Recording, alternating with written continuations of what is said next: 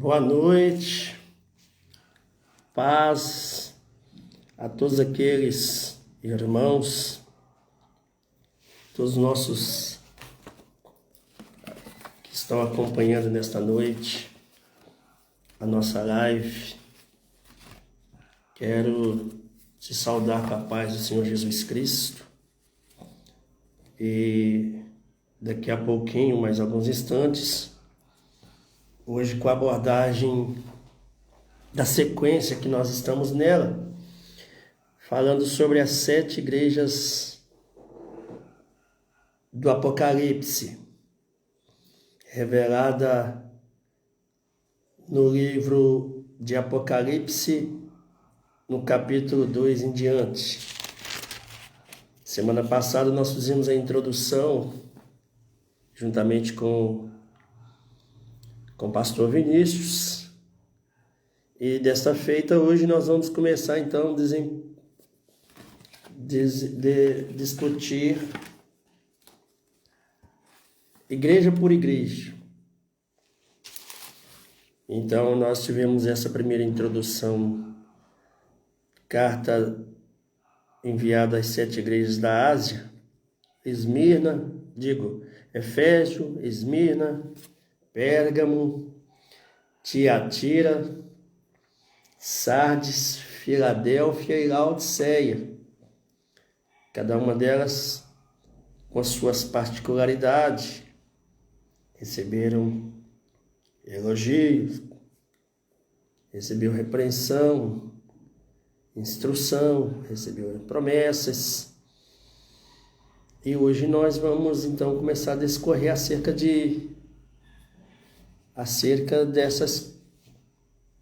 dessa revelação da igreja por intermédio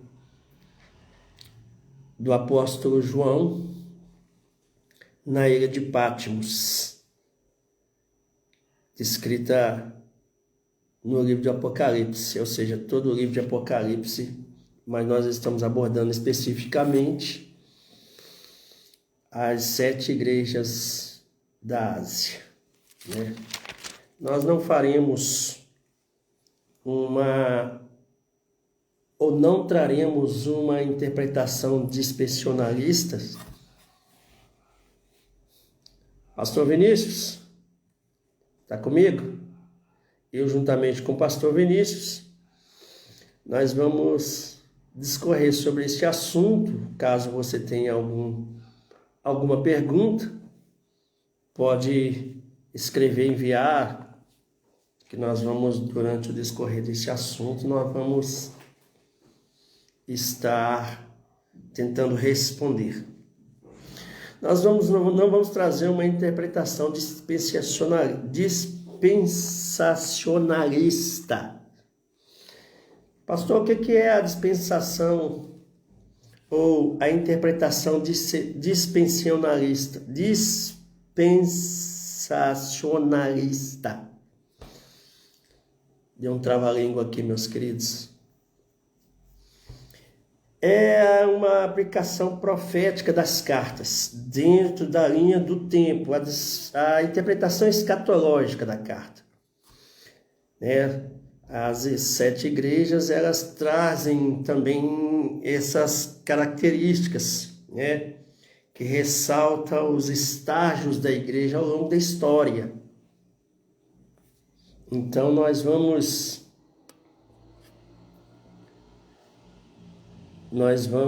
então trabalhar, nós não vamos trabalhar dentro dessa dispensação ou dessa abordagem escatológica. Nós queremos nos contextualizar e falar acerca de... Deixa eu enviar o convite para o pastor Vinícius aqui, porque eu já enviei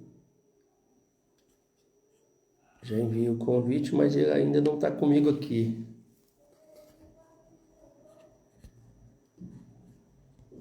Pronto.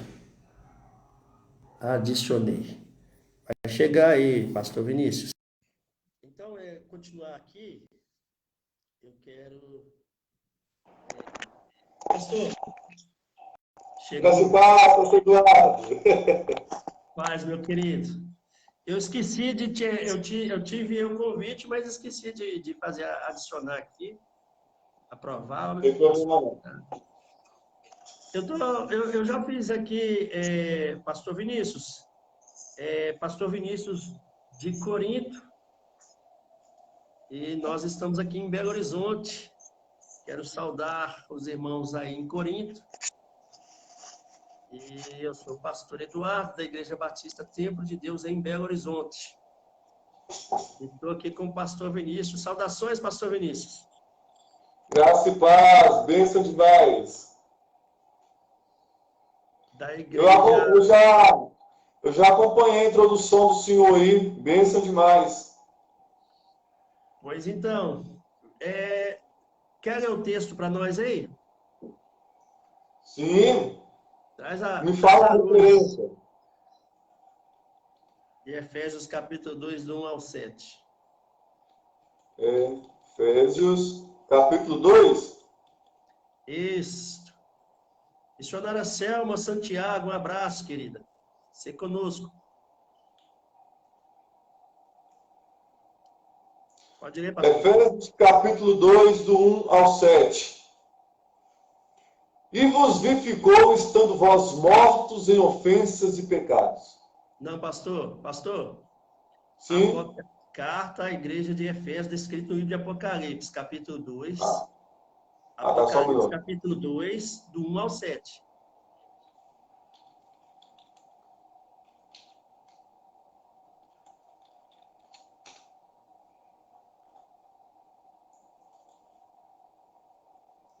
Apocalipse 2, do 1 ao 7. Escreve ao anjo da igreja de Éfeso, isto diz aquele que tem na sua destra as 7 estrelas, que anda no meio dos 7 castiçais de ouro. Conheço as tuas obras e o teu trabalho, e a tua paciência, e que não podes sofrer os maus, e puseste à prova os que dizem ser apóstolos, e o não são, e tu os achastes mentirosos. E sofrestes, e tens paciência, e trabalhaste pelo meu nome, e não te cansaste. Tenho, porém, contra ti, que deixastes o teu primeiro amor. Lembra-te, pois, de onde caíste, e arrepende-te, e pratica as primeiras obras. Quando não, brevemente a te virei, e te tirarei do seu lugar o teu castiçal, se não te arrependeres. Tens, porém, isto, que odeia as obras dos nicolaítas, as quais eu também odeio. Quem tem ouvidos, ouça o que o Espírito diz às igrejas. Ao que vencer, dar-lhe-ei a comer da árvore da vida, que está no meio do paraíso de Deus. Glória a Deus. Palavras da salvação. Glória a vós, Senhor. Eita glória. Então, é uma igreja de Éfeso, é uma igreja ortodoxa. O que é a ortodoxia? A igreja muito dada ao conhecimento, muito doutrinária, que preservava na palavra, né? Então, o Senhor, ele envia essa carta ao anjo da igreja. A igreja de Éfeso, fundada pelo apóstolo Paulo, teve provavelmente como os seus percussores a casa de Áquila e Priscila.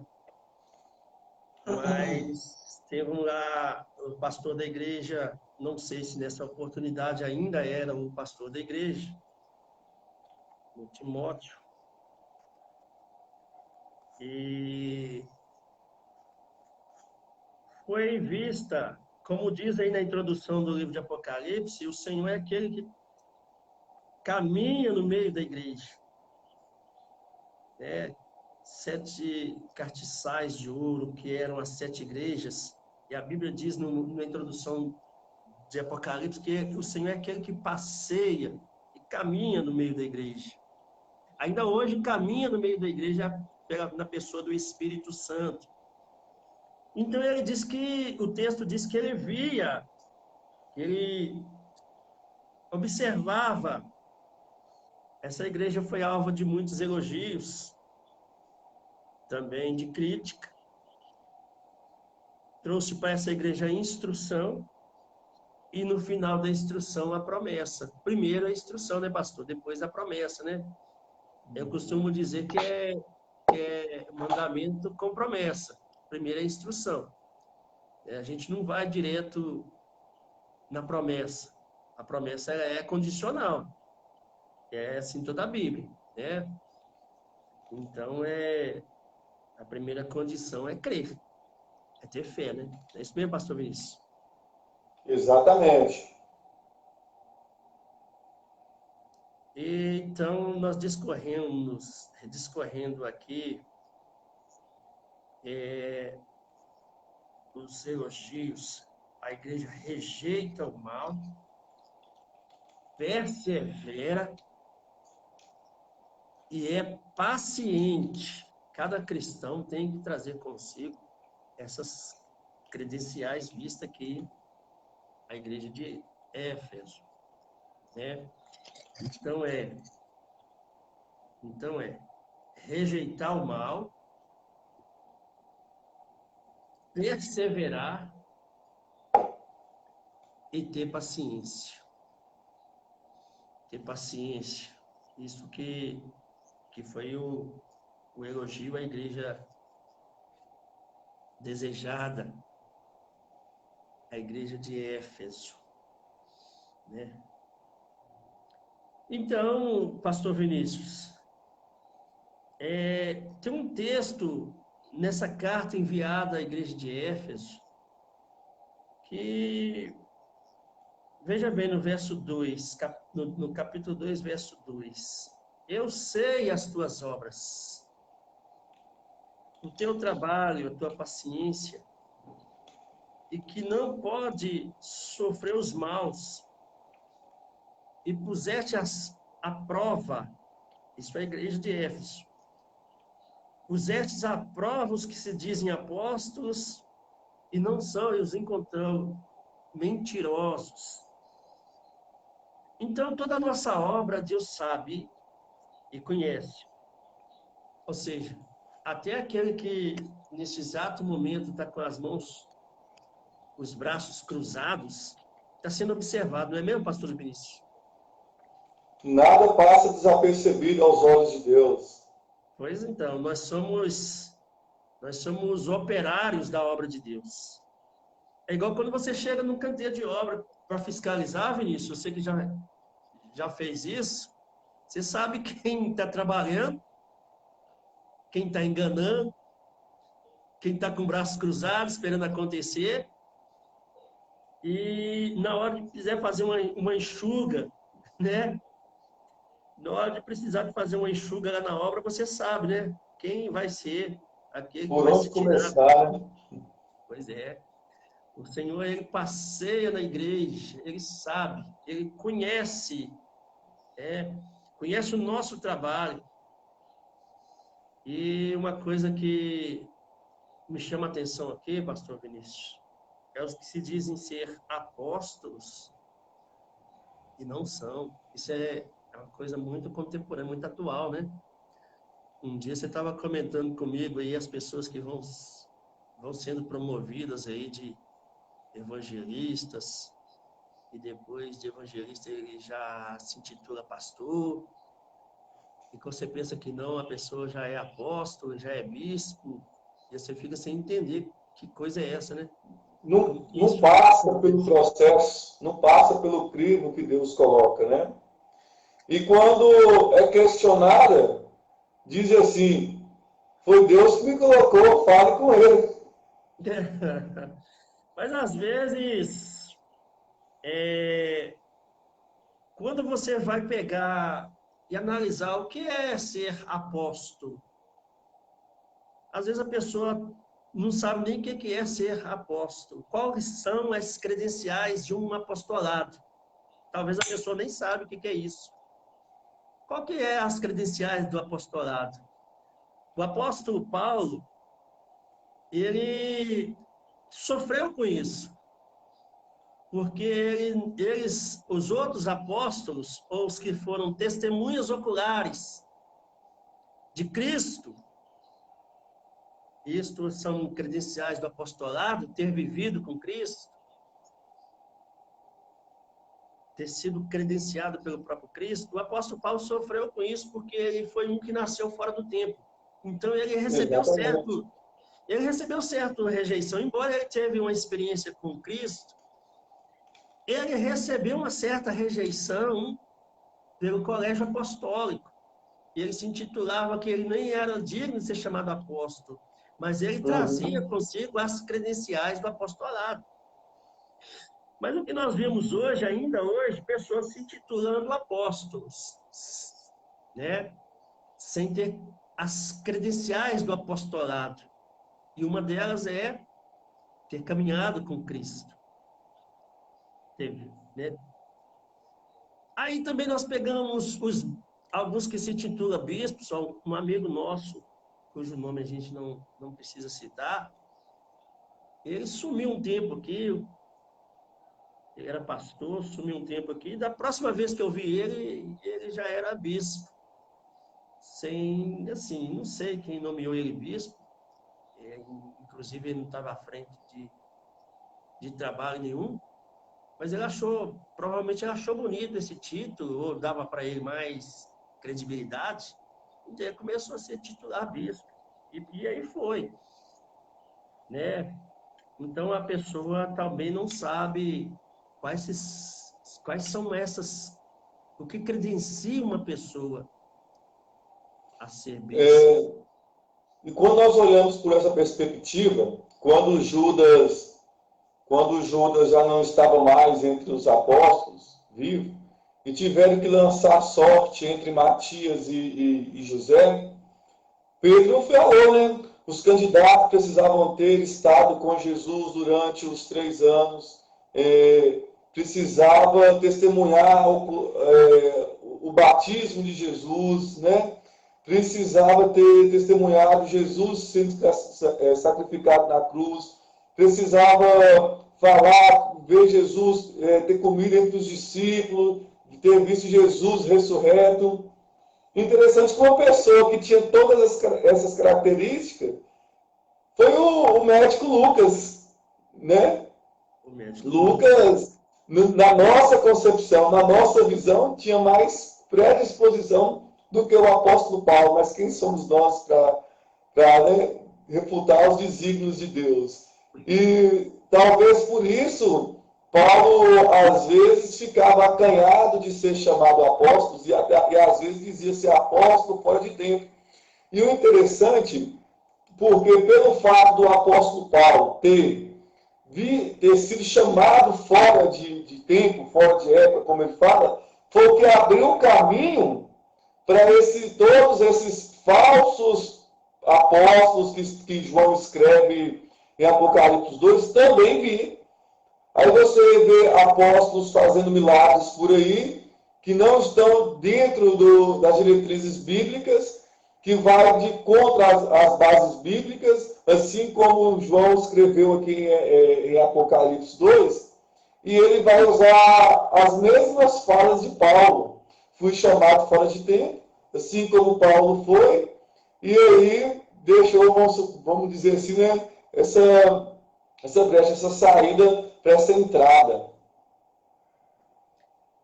Pois bem, aí então a gente vê apóstolos sem credencial alguma, sem ter sido credenciado para tal.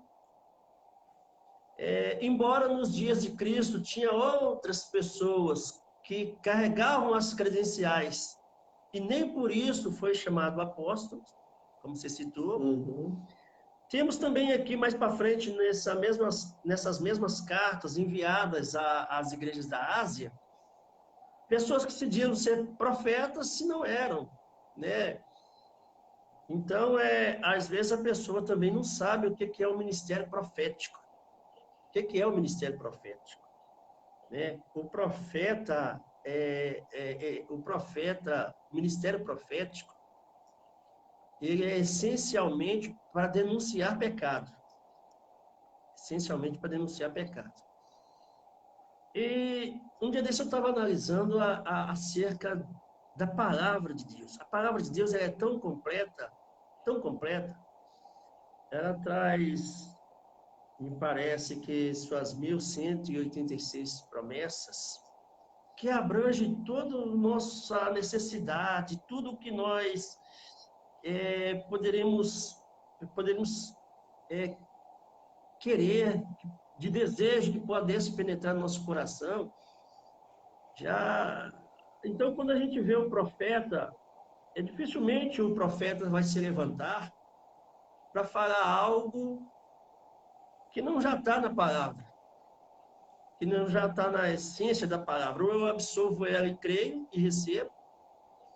Talvez serve ali talvez para massagear o ego de alguém, para trazer uma renovação espiritual, eu creio, para trazer um avivamento na fé, também creio.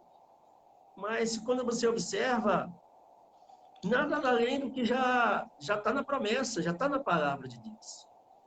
Então, se você for comparar entre palavra de Deus, que é a Bíblia, e aquilo que está proposto pela profecia, né? Então, em ordem de importância, a profecia entra em segundo lugar. A gente absorve a palavra implantada em nós, escrita na Bíblia, a profecia já entra em segundo lugar, em grau de importância.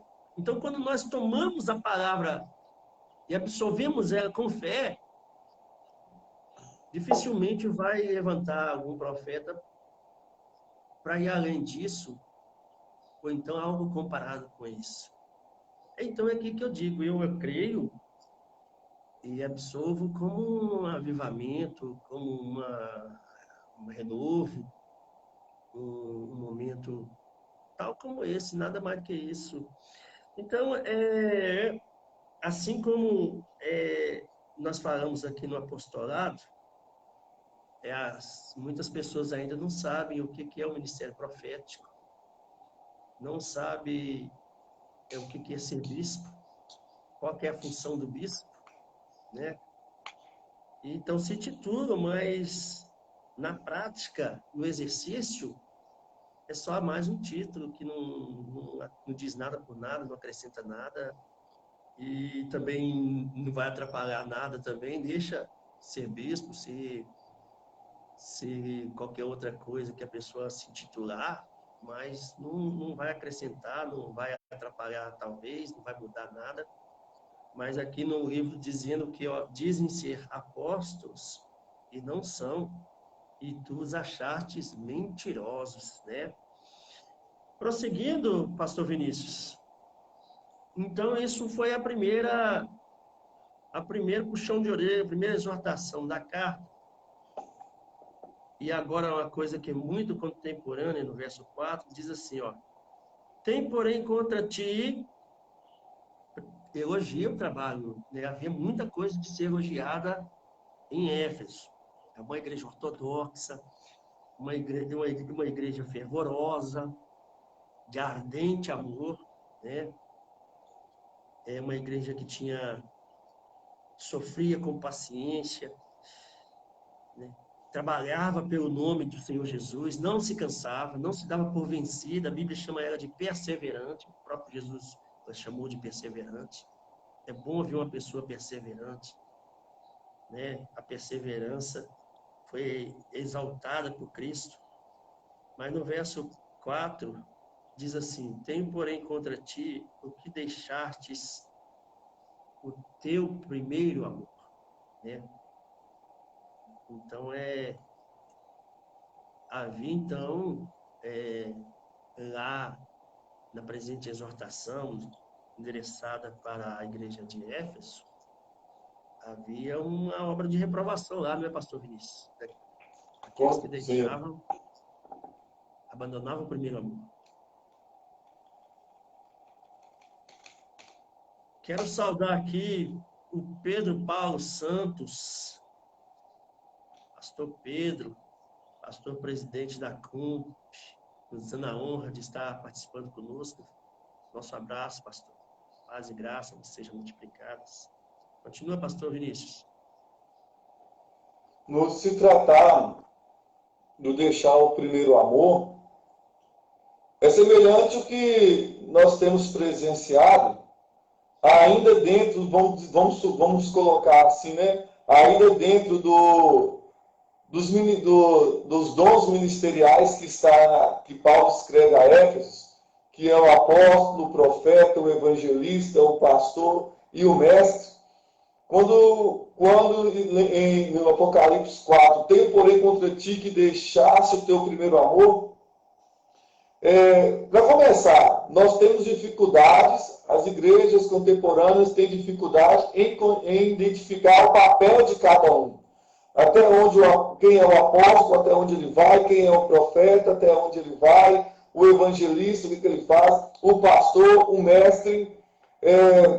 Eu conheço uma igreja, por exemplo, que uma evangelista foi para poder tomar conta, não tinha pastor para enviar, ela não levantou um pastor local, ela ficou por 8 anos sendo evangelista, por mais de 8 anos, 12 anos sendo evangelista dessa igreja, e aí, até que levantou um pastor local. E ela recebeu o crédito de pastor, porque ela realmente pastoreou. Até que levantou um pastor mesmo, um pastor para aquele trabalho. E quando se trata do pastor e do mestre, se parece porque todo pastor é um mestre, porque todo pastor deve ser apto a ensinar. Mas nem todos que ensinam têm um dom de pastor. Eu costumo dizer que o pastor é aquele que tem que apacentar a igreja de Cristo e mostrar para a igreja como deve se comportar, como a igreja deve se comportar diante de Cristo. Enquanto o profeta é aquele que traz como que Deus está diante da igreja. Você pega Oséias, por exemplo, a vida dele era o que Deus estava sentindo. Isaías, Jeremias. E hoje, por exemplo, com esses 5 dons ministeriais dentro da igreja, eles começam a fazer isso como se fosse uma rotina. Começa a trabalhar assim, tem que estar no culto hoje, vira uma religiosidade.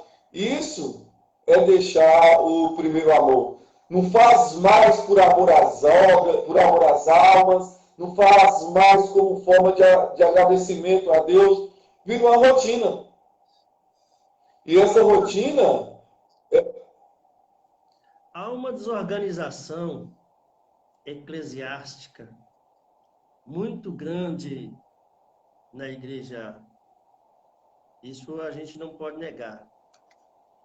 Porque, na verdade, o Espírito Santo, ele tinha que...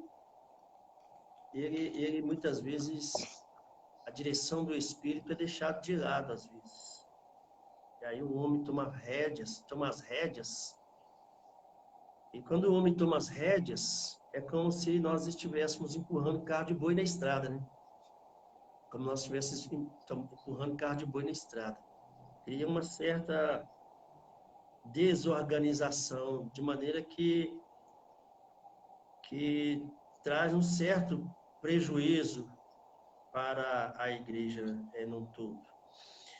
Então, você falou do dom, o amor é um dom. O amor é um dom. Mas muita gente busca e quer dom.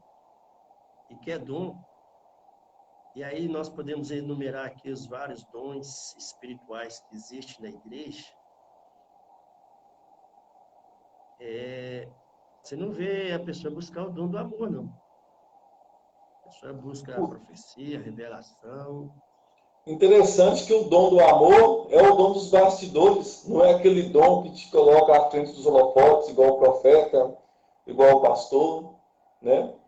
Pois é, mas é o maior, né? É o maior dom, né? Então, a Bíblia fala assim, buscar os melhores. O dom, ele supera todos os outros, né? Então, o dom do amor supera o da profecia, o da revelação, o da interpretação de línguas, o dom de línguas, o dom do amor, ele supera a ciência, o dom de maravilhas, né?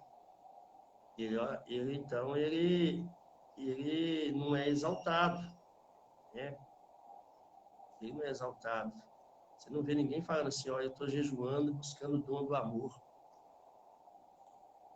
Mas aqui o texto em epígrafe está dizendo que aqueles que deixastes o seu primeiro amor, deixou a obra, deixou a chama se apagar, né?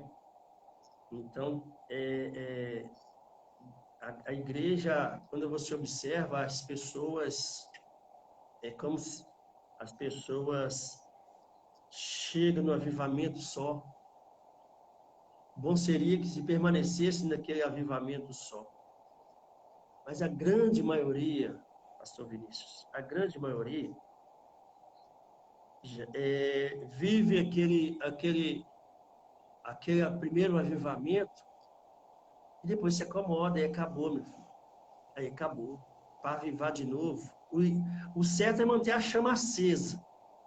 Manter a chama acesa. O segredo é esse, manter a chama acesa. Porque quando a chama, ela fica aquele foguinho brando, né? Então aí você percebe que é só mais um para sentar lá no banco da igreja, só mais um para sentar ali e basicamente ali buscar salvação, né? Ele fala assim: conheço as tuas obras. Não é o muito trabalhar dentro dos dons ministeriais que mostra o quanto amamos a Deus. Tem até uma lista que eu pesquisei que traz o que define bem o que é o primeiro amor.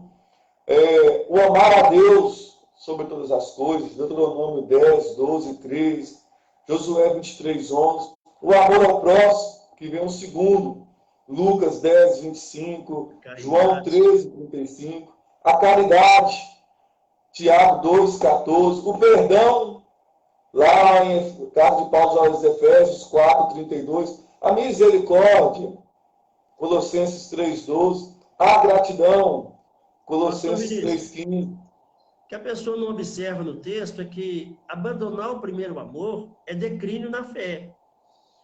Tanto é que o texto está pedindo para que a pessoa lembre e volte.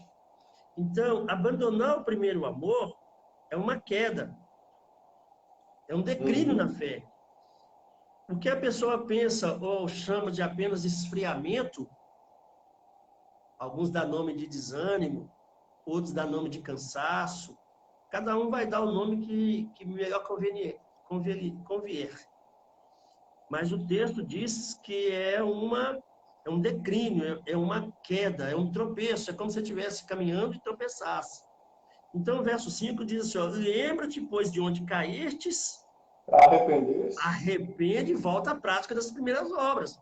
Então, quando a pessoa está fria na fé, ela não vê isso como uma queda. Ela dá outro nome, mas a Bíblia chama de queda.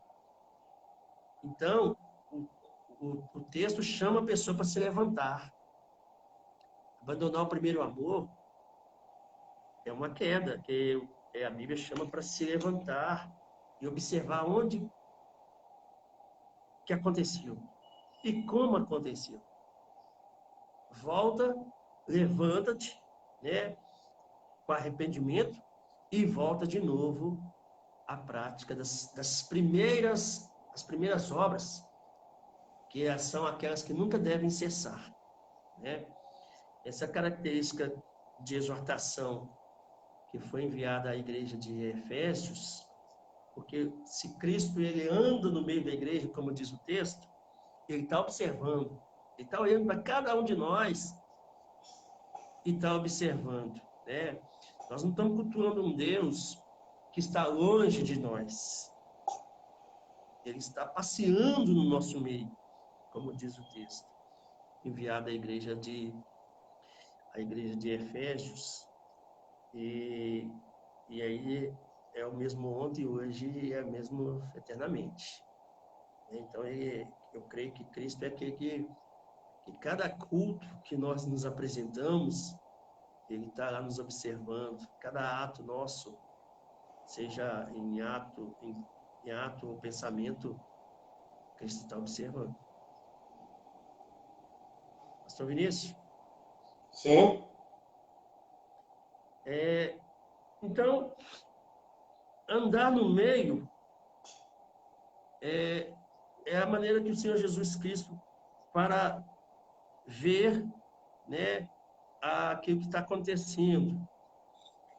E então, é uma última abordagem que fala sobre: tens, porém, isto, que aborrecestes as obras dos nicolaítas, as quais eu também as aborreço. Os nicolaítas, tem algumas pequenas passagens na Bíblia que falam sobre esses seguidores, provavelmente de Nicolau, que surgiu aí, então, a seita dos nicolaítas. E tem uma associação dos nicolaítas com os seguidores de Balaão, descrita lá na igreja de Pérgamo. Os nicolaítas, eles ensinavam a laicidade na igreja. Ou seja, que a igreja ela não levasse muito a sério a doutrina, a palavra, né? É como o Estado brasileiro, que foi se intitulou há um pouco tempo atrás, que o Estado seria laico, que o Estado ele não se intrometeria em questões religiosas. Os nicolaítas estavam propondo isso dentro da igreja, de maneira que não levasse tanto a sério aquilo que a igreja de Efésios tanto levava, porque era uma igreja ortodoxa que levava muito a sério a palavra de Deus. Então, as obras dos nicolaítas era ensinar o falso culto, a idolatria, e também a devassidão, a prostituição dentro da igreja. Vai para você ver. Então, a Bíblia diz que haviam aqueles que aborreciam, a igreja aborrecia as obras dos nicolaítas, o que Pérgamo permitiu, o que a igreja de Pérgamo permitiu. Então, Balaão foi citado lá em Pérgamo porque havia uma associação que Balaão tentava fazer e que os nicolaítas já faziam. Qual que eram as obras de Balaão, que foi repreendida a igreja de Pérgamo? Nós vamos ver mais à frente. Ele ensinava os filhos de Israel a praticar o culto idólatra com prostitutas cultuais, né? Então, ele queria introduzir isso para minar a força espiritual de Israel. Ele recebeu até dinheiro para fazer isso. É a maneira que ele estava encontrando de tirar a proteção de Deus de sobre Israel, para, pior, destruir a nação de Israel. Então, foi feita essa referência aqui no livro de Apocalipse, porque as obras dos nicolaítas eram comparadas às obras de Balaão. Introduzir algo para profanar o santo.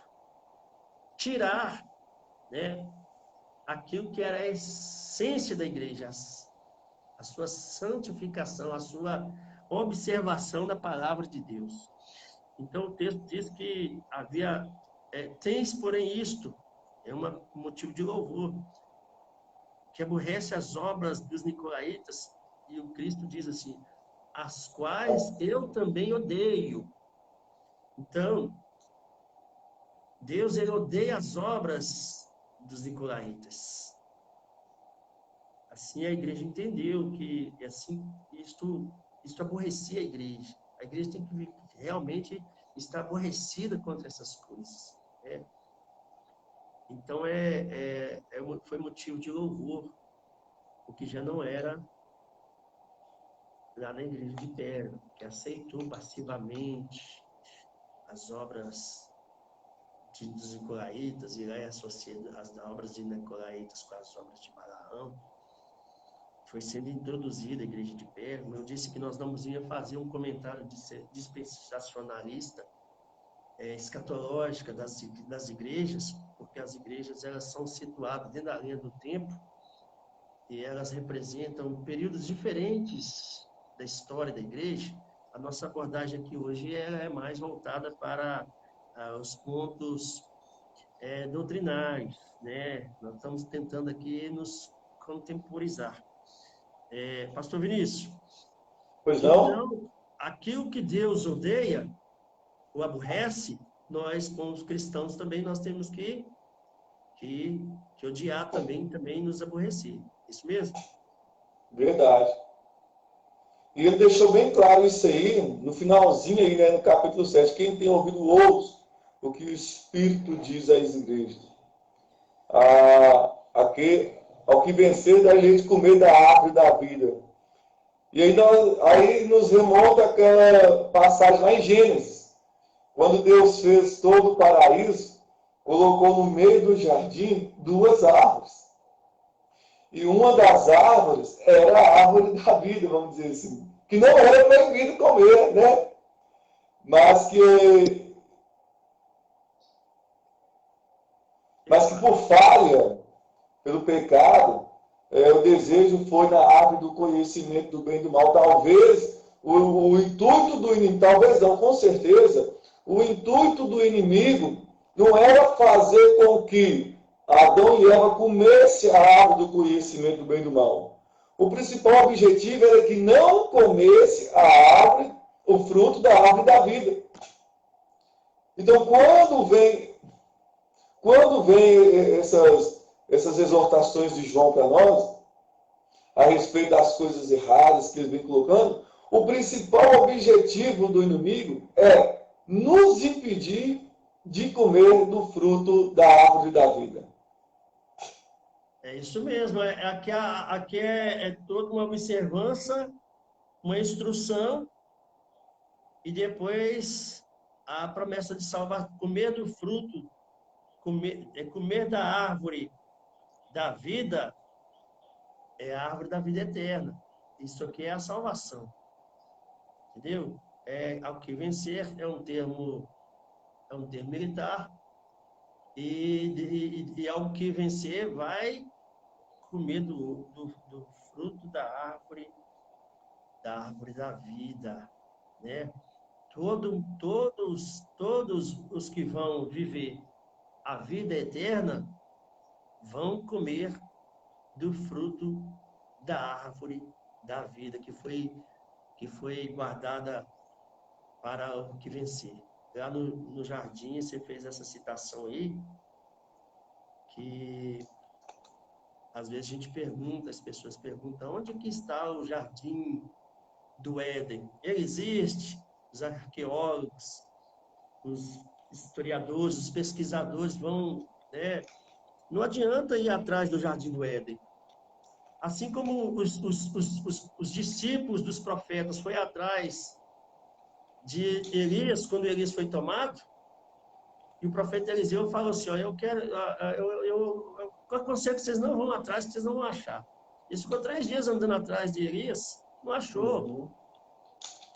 Não adianta os homens quererem ir atrás do Éden, porque o Éden está oculto aos nossos olhos físicos, ao mundo físico.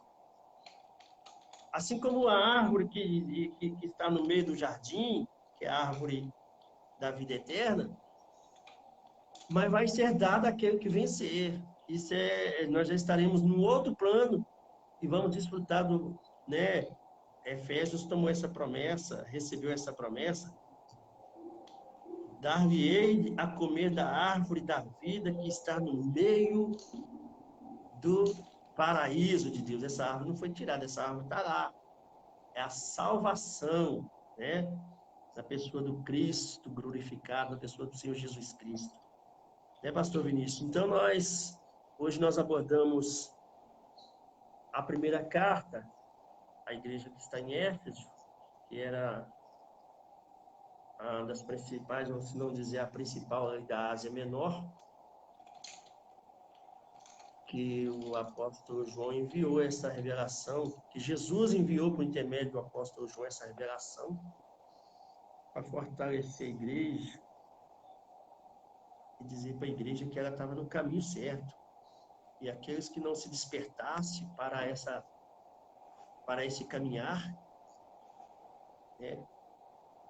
Então ele diz assim, olha, verso 5, lembra-te de onde caíste, arrepende e pratica as primeiras obras. Quando não, brevemente a te virei e tirarei do seu lugar o seu castiçal, se não te arrepender. A promessa ela é condicional. Quero direcionar uma palavra para vocês que estão nos acompanhando, né? Você que está tendo a oportunidade agora de nos assistir, nós não estamos falando de mim, o pastor Vinícius não está falando dele, nós estamos aqui discorrendo acerca da palavra de Deus. Todo mundo se perguntar nesta hora, todo mundo está salvo. Se perguntar agora, todo mundo crê em Deus. Se perguntar nesse momento, eu tenho fé. Se perguntar agora, todo mundo tem a salvação.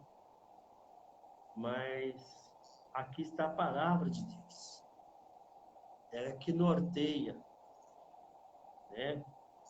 Então é muita promessa que tem aqui. Mas é promessa condicional, a obediência, a observação, a fidelidade e a fé, né? Quero te saudar. Semana que vem nós estaremos reunidos nesse mesmo horário, né, pastor Vinícius? Mesmo horário, 20 horas. Às 20 horas nós vamos estar falando sobre a igreja de Esmirna, a segunda igreja, né? Muita coisa bacana lá, revelada a igreja de Esmirna.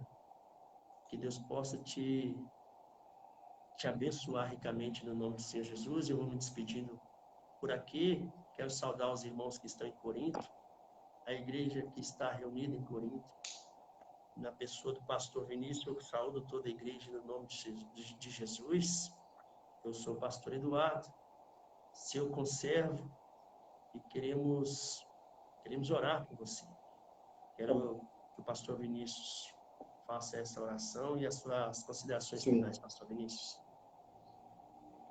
Quero agradecer a presença do pastor Eduardo, que tem somado muito ao nosso conhecimento, à nossa vida.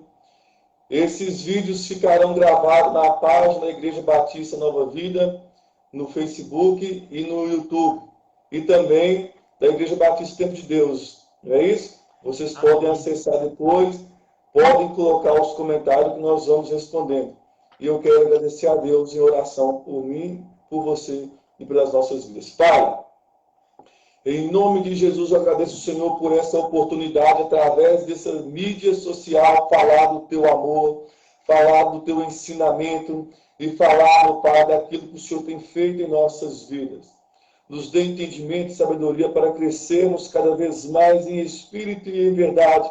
Não nos deixes, meu Pai, cair e que sempre estejamos, meu Pai, no primeiro amor.